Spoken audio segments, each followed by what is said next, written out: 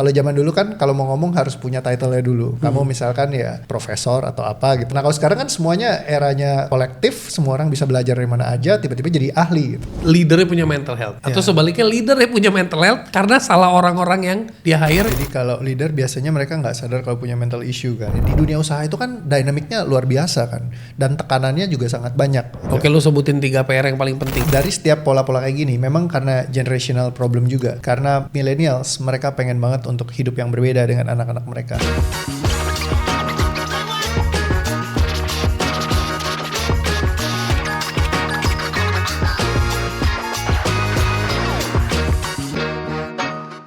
Welcome Big Thinkers. Hari ini gue kedatangan sosok yang baru-baru saja menjadi sahabat gue. Asik. Pakar hilangkan trauma nomor 1, Koko Healing kalau di TikTok, dan Coach Reo. Halo. Welcome bro. Thank you, welcome juga sama Eko, welcome. Yes bro, thank you buat undangannya. Bro, kita ngomongin soal mental health bro. Ya. Gue pengen ngebahas mental health. Kenapa? Karena gue ngelihat konten juga banyak banget ngomongin mental health. Ya. Fenomena mental health ini menurut lo really there atau di blow up aja menjadi satu topik yang kebetulan seksi? Yes. Jadi kalau sekarang sih kan emang lagi banyak banget trending gitu ya, dan banyak yang weak banget karena terakhir juga WHO kan menyatakan bahwa depresi itu menjadi salah satu disabilitas tertinggi di atas muka bumi, karena benar-benar yang kayak banyak orang tuh nggak bisa function normally karena mereka ngalamin depresi. Nah jadi akhirnya mental health ini jadi sesuatu yang tema besar di mana-mana. Memang temanya cukup seksi gitu, tapi memang itu juga sesuatu yang real sebenarnya. Cuman kita kadang nggak bisa lihat aja karena kita kurang memahami terkait dengan hal seperti ini. Selama ini selalu tersimpan, tapi bukannya dia nggak ada. Ya sebenarnya ada, cuman ya nggak seperti sekarang aja ke blow up dengan besar. Nah kenapa bisa sekarang blow upnya jadi banyak banget? Sebenarnya ini juga digariskan dari ketika waktu zaman boomers itu kan banyak yang didik itu dengan cara yang keras banget karena kita tough ya dari lebih zaman ke perang. military style ya. Ya kayak gitu. Nah pas lagi diturunkan terutama ke generasi millennials gitu, mereka itu banyak yang mengalami bebannya ketika seperti itu, tapi mereka nggak ngerti bagaimana menyuarakan ini semua.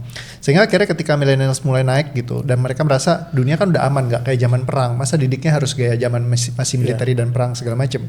Nah sehingga akhirnya mereka punya kayak misi untuk menyuarakan ini semua dan juga mengubah generasi yang kedepannya supaya nggak harus ngelewatin kesakitan yang sama dengan yang mereka lewatin. Nah akhirnya mereka ketika punya komitmen kayak gitu, disuarakanlah dengan sangat banyak terkait dengan hal mental health seperti ini, karena dulu pernah merasa tertindas dan lain-lainnya. Tapi yang repotnya adalah banyak yang meromantisasi juga. Nah ini penasaran gue, meromantisasi ini maksudnya piye? Jadi seolah-olah tuh kayak lebay gitu. Dalam artian kayak gue kayaknya menderita banget apa segala macem gitu. Jadi akhirnya mereka ceritakan ini seolah-olah, padahal kalau misalkan ya itu bahasa yang bagus juga, mendramatisir. Jadi kalau misalkan waktu dulu mungkin kita dipukulin kayak gitu, ya udahlah gitu ya, kita jalanin aja gitu karena emang nggak ada pilihan dan juga kita nggak ngerti semua konsep-konsep tentang ini. Begitu terbukanya informasi begitu luar biasa, banyak orang yang nyocok-nyocokin akhirnya. Jadi mendadak jadi orang yang so tahu so pinter yang bisa nyocok, padahal sistemnya cocok logi ya. Betul. Nah yang repotnya langsung merasa kayak oh ini gue lagi diginiin, gue lagi di abuse, mereka orang tuanya toksik apa segala macam. Padahal mungkin orang tuanya nggak setoksik itu, tapi karena dia baca banyak tulisan dan artikel yang lainnya, akhirnya dengan segala informasi itu dilabel lah, nih orang tua gue toksik, orang tua gue NPD, begini. Labelingnya lebih gampang sekarang. Labelingnya lebih gampang dan labelingnya itu ditempatkan kepada orang-orang di sekelilingnya mereka, sehingga mereka masuk ke victimize, gue korban, gitu. Dan itu yang terus-terusan terjadi kayak gitu. Dan dengan sekarang ya era informasi yang besar, banyak yang menceritakan juga stand up, raise up, dan banyak juga yang dapat benefit misalnya, karena kalau sekarang kita jadi bukan influencer ya, kita dengan cerita kita punya masalah aja itu bisa dapat empati, dapat simpati, dan juga bisa punya influencer status juga misalnya. Ya kan, misalkan kita bicara tentang gue nih survivor ya dari depresi misalnya, atau gue ODGJ tapi gue bisa bangkit dan apa gitu kan. Jadi banyak yang cerita-cerita bagus ini sebenarnya buat menyemangati, tapi juga banyak juga yang memang akhirnya kayak punya love relationship dengan masalahnya mereka. Karena kan kalau misalnya gue punya status itu, gue bisa quote and quote jualan gitu. Bahwa gue punya persoalan mental dan banyak orang yang akhirnya caring, kasih perhatian, kasih sayang segala macam. Jadi attracting sympathy, not empathy. Betul. Dan repotnya adalah mempertahankan itu ketika dia terus-terusan merasa disayangi, dikasihi, terus ada banyak yang mungkin kasih respons ke dia. Ada sisi kosongnya mungkin yang terpenuhi. Nah, dan ketika misalnya ada yang sampai bisa diundang ke podcast, diundang ke luar negeri, ada juga sisi finansial yang terpenuhi. Nah, jadi itu sebenarnya malah membuat seseorang bisa mempertahankan semua itu. Nah, jadi dibalik semuanya yang beneficial ini, banyak orang yang akhirnya jadi memang melakukan itu untuk keuntungan dapat sesuatu ataupun memang dari misinya benar untuk menyampaikan segala macam kayak kembali ke intentionnya. Betul. Kembali ke intention. Nah, repotnya ketika mau dibantuin orang-orang yang seperti ini, itu kesulitannya adalah ketika mau diberesin, superpower mereka hilang. That sympathy, that magnet of sympathy-nya hilang. Betul, karena ketagihan dia udah. Super powernya kan gue bisa kemana-mana, gue jadi spesial gitu. Tapi kalau misalkan gue hilang semua beban problem ini, gue jadi nggak spesial lagi. Nah, akhirnya jadi banyak yang terus mempertahankan, sehingga akhirnya makin banyak nih. Dan orang juga saling lihat, ternyata hal seperti ini tuh disukai loh oleh banyak orang di luar sana. Akhirnya jadi bikin konten-konten yang serupa. Sehingga akhirnya jadi karena terbukanya semua orang bisa ngomong sekarang. Kalau zaman dulu kan kalau mau ngomong harus punya title-nya dulu. Kamu misalkan ya profesor atau apa gitu yang memang kredibel. Kredibel untuk mengutarakan. Betul. Nah, kalau sekarang kan semuanya eranya kolektif, semua orang bisa belajar dari mana aja, tiba-tiba jadi ahli gitu. Dan banyak sekali. Tuh bahasa lu. Tiba-tiba itu sarkas banget loh. Tiba-tiba jadi ahli gitu.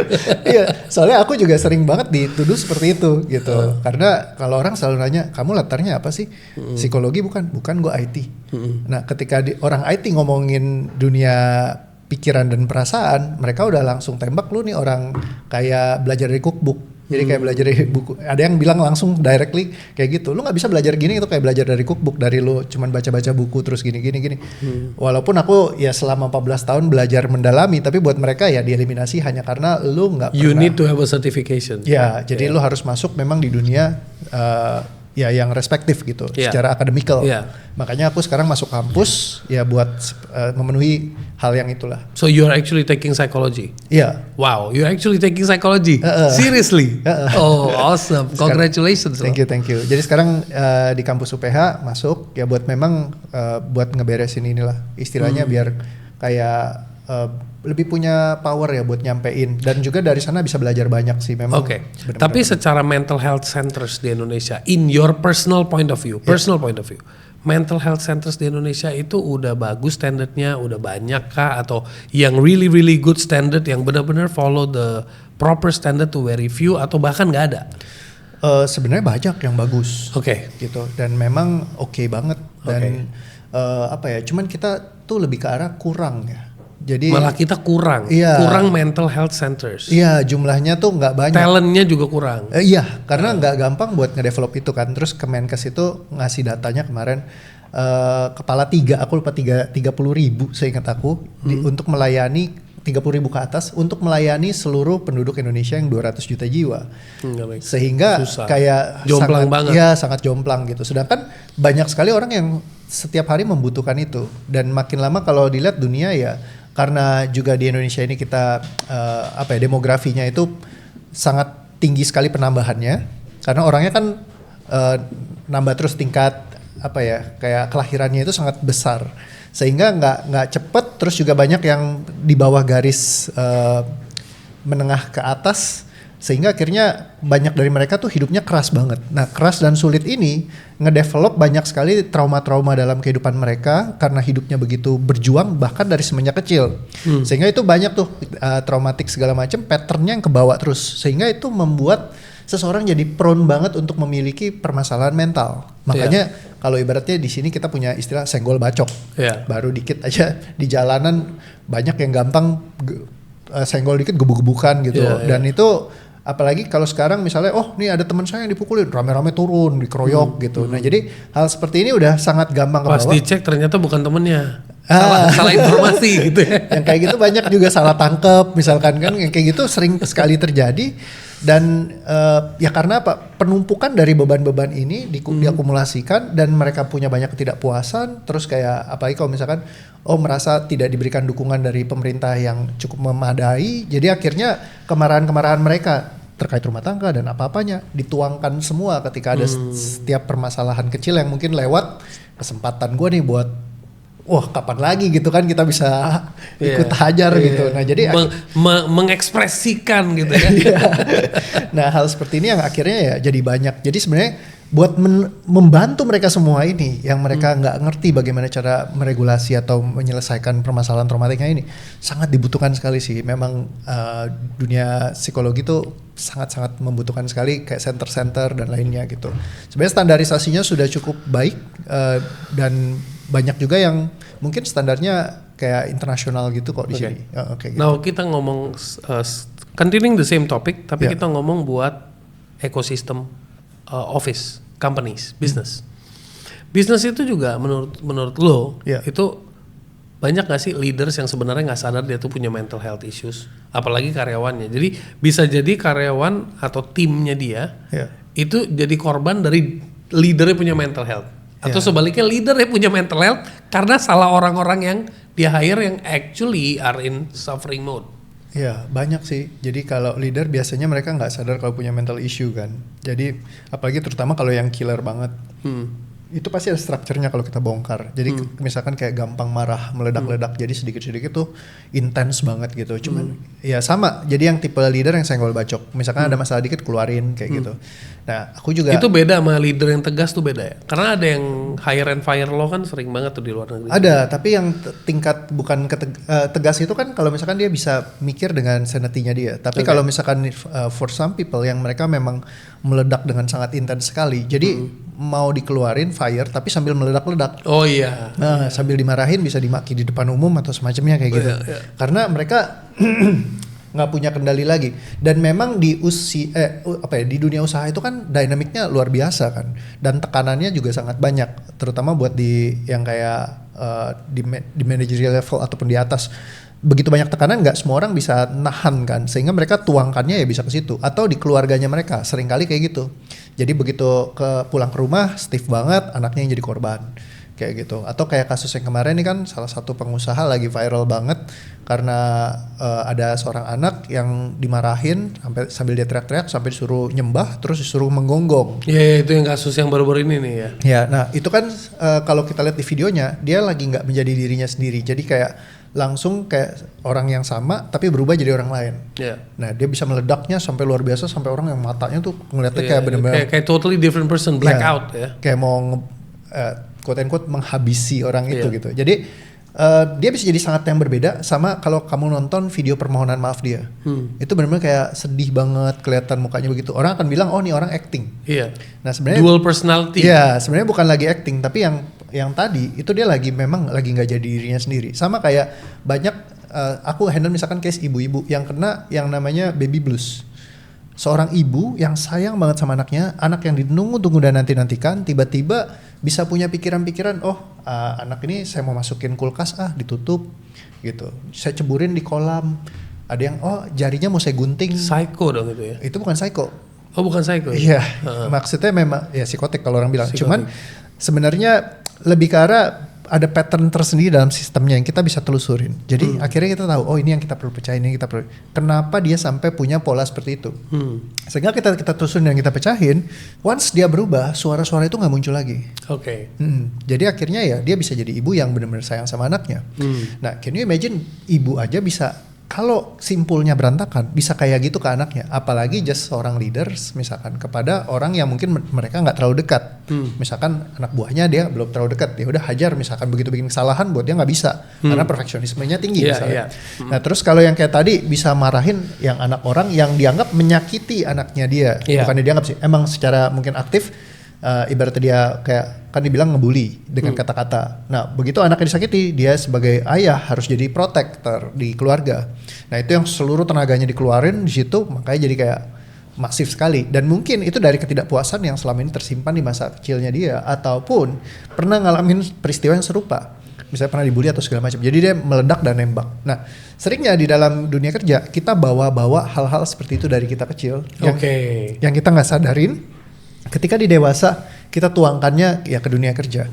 Misalkan kayak bisa jadi overthinking polanya. Jadi kayak setiap hari mikirin terus semua skenario terburuk dalam kehidupan kita. Jadi sehingga nggak bisa tuh kayak mikirnya tuh tenang atau apa. Bahkan sampai mau istirahat nggak bisa. Pergi keluar negeri jalan-jalan tapi kepikiran kerja terus gitu. Yang kayak 24/7 otak kita tuh selalu mikir aja. Nah, itu jadi capek mikir bukan capek kerja gitu. Benar.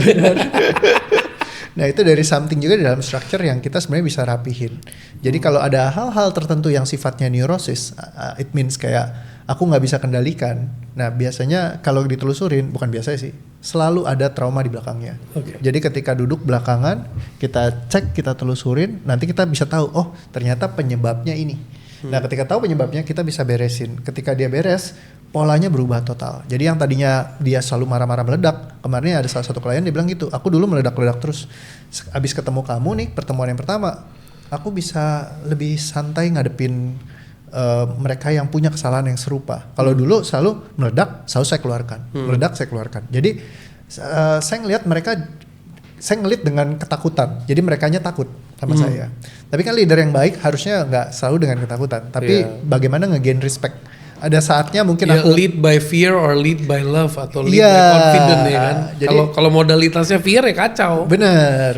You should respect me because I fear they don't respect me. Nah, ya kan? Jadi itu yang dia rasakan begitu diberesin, ya udah dia jadi bisa lebih tahu ini momennya ngobrol sampai di level mana nih gitu. Karena kalau nggak spektrum kita cuman 0 sama 100 misalnya. Jadi begitu kesenggol, langsung lari ke 100 jeder. Iya. Dan nggak bisa dinegosiasi. Karena kan kalau perfection kan 0 sama 100 misalnya. Jadi begitu mau main di spektrum yang lain nggak bisa. Kayak aku pernah terjebak kayak begitu. Cuman misalkan subtitlenya salah. Terus aku SP. Nah itu kan jadi ya harusnya cuman bilang aja nih subtitle kamu geser ke atas udah gitu. Tapi karena waktu itu masih belum itu ya udah ke trigger lah ya. Iya, misalnya kayak gitu. Ya, jadi karena kita nggak tahu ternyata ada. Soalnya sekarang tuh banyak banget tuh sekarang sering gua ketemu teman-teman atau apa yang my generation we don't talk much about this. Tapi we talk about the team. Jadi kayak aduh tim gua nih kualitasnya nggak se-tough dulu nih, jadi resilience-nya kurang, mental toughness-nya kurang, dan di company itu kan yang diperluin kan adalah mental toughness. Karena apalagi after going through we are in the fase of post pandemic, so mental toughness ini penting deh. What is your say in your point of view? What is the additional work for the HR? To do a regular checking for their karyawan or what from a psychological perspective? Memang sih kalau telusurin di sini ada banyak sebenarnya PR yang kita perlu beresin juga. Oke, lu sebutin 3 PR yang paling penting. Kalau banyak kan terkacau, bro. Iya, maksudnya kayak kita perlu beresin sebenarnya kayak dari setiap pola-pola kayak gini. Memang karena generational problem juga. Kembali lagi yang tadi, karena millennials mereka pengen banget untuk hidup yang berbeda dengan anak-anak mereka. Sehingga akhirnya makanya banyak banget yang mereka ketika punya anak itu benar-benar kayak di-pampering banget. Dijaga dengan penuh cinta kasih dan lain-lainnya. Sebisa mungkin jangan sampai ngalamin seperti gue dulu dialami. Yes, dan itu kayaknya turun-menurun deh. Dulu bokap gue gituin gue, dia bilang gue nge-treat lo beda daripada kakek gue nge-treat bokap gue. I think itu normal banget ya. Normal, dan itu turun levelnya karena dulu militer super, turun mungkin agak militer tapi nggak separah dulu kan. Jadi bang ini masih beda jauh. Militer super, militer mindset itu baru turun nih. Ya kan? Jadi ini udah mulai turun, tapi begitu di sini dia jadi turun lagi. Nah ketika lebih turun lagi, nah itu makanya ada strawberry generation itu kan. Mudah sekali tergores karena apa? Selalu dijaga banget. Nah kalau dulu aku zaman masih kecil mainnya kan di got. Ibaratnya kita semua mainnya di got. bisa masuk dan kita punya body imunnya mantep bro. Nah itu jadi imunnya mantep. Kalau anak sekarang hujan dikit langsung sakit, langsung flu benar. Nah jadi beda. Kita dulu main bola ya udah main aja kotor-kotoran, lumpur-lumpuran hajar. Tapi begitu dipertahankan semuanya, jadi itu yang bikin jadi nggak tahan senggol. Tapi itu nggak termasuk dari efek dari climate change yang faktanya juga. Maksudnya itu adalah environmental case. Kan dulu kita lebih trust ya. We can play in the neighborhood. Ya nggak. Sekarang even child cannot play in the neighborhood. Yes. To find a complex with a good neighborhood is a very rare loh. Betul. Iya kan? Yang the children can freely play. Nggak harus sekolah di tempat yang sama. Jadi sekolah. Pertemanan komplek rumah beda lagi. Back in the days begitu. Ya, memang dulu kan kita nggak ada gadget kan. Iya. Kalau sekarang emang udah. Iya, sekarang temennya lu tinggal di Jakarta Timur, temen lu sama orang Cibubur kan bisa kayak begitu kan. Iya. Dulu kan nggak sejauh-jauh itu mainnya gitu. bos. Nah repotnya memang jadi nggak ada daya tahannya. Iya. Itu kalau physically ya. Tapi kalau misalkan di sisi mentally, karena dijaga untuk tidak tergores. Iya. Akhirnya jadi nggak tahan. Iya benar, karena dijaga ya. Betul, zaman sekarang ya begitu gurunya senggol dikit, orang tuanya turun. Yeah. Guru jadi takut. Dan itu efek dari house treatment, rumah mentreat anaknya, yang efek ke employee sekarang in the business. True, karena semuanya udah biasa untuk dapat apa-apa tuh mudah. Jadi the biggest gap is actually the leaders are from millennials or above, ya kan? And the teammates are Gen Y below, dan itu yang kacau.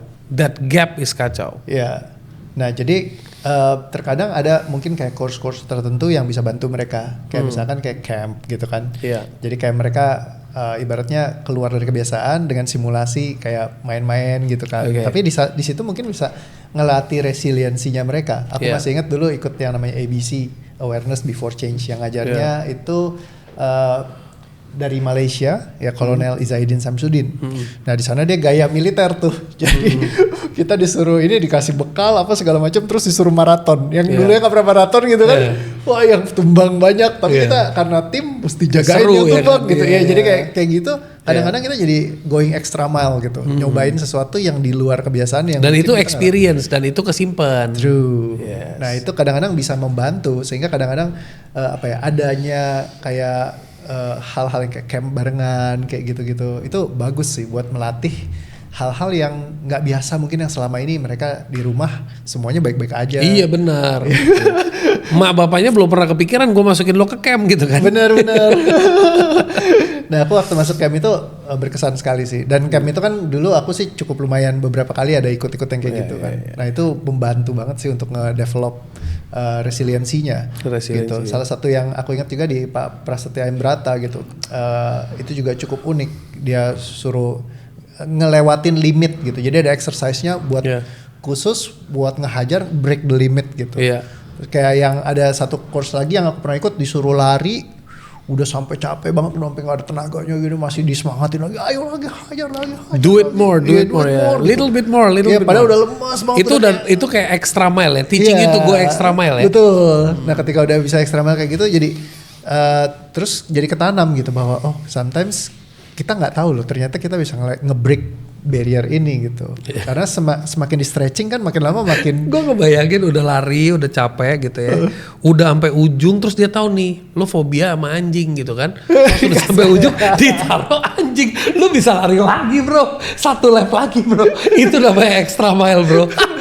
Bener. Nah simulasi gitu kadang bikin lebih kuat sih. Tapi ya jangan sampai kasih anjing dulu. Habis itu jadi klien saya. Kayaknya bisa kerja sama tuh sama yang itu outboundnya. Iya kayak gitu. Nah mungkin ya training outbound gitu bisa bantu sih buat extra mile, mungkin jadi ada bondingnya juga kan. Karena kalau Gen Z kan seneng kalau trending tempat kerjanya bagus, keren. Terus juga kalau misalkan mereka ngerasa di situ kayak feels like home gitu, itu yang bikin mereka betah kan. Berarti kalau secara kesimpulan singkatnya, ya buat para perusahaan please tambahkan 1 PR, lakukan regular check up dan juga ajak outbound. Itu penting. Habis ini outbound laku semua. Ya biarin lah, biar berkat ya kan.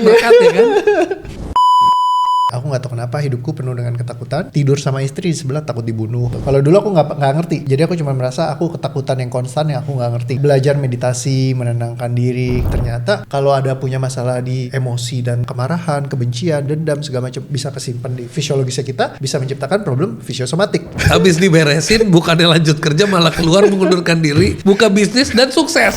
Dunia kerja banyak juga mereka yang punya permasalahan kayak gini. Mereka secara skill ngerti, jago dan tahu gitu. Tapi begitu ngadepin situasi tertentu kayak wah ini susah ya, rumit lah apa segala macam, akhirnya ngehambat mereka sendiri. Kalau perlu gue hire, gue jadiin pinter, gue jadiin kompetitor gue. Kenapa? Nggak selamanya bisnis gue bisa hoki. Hoki itu ada timeline.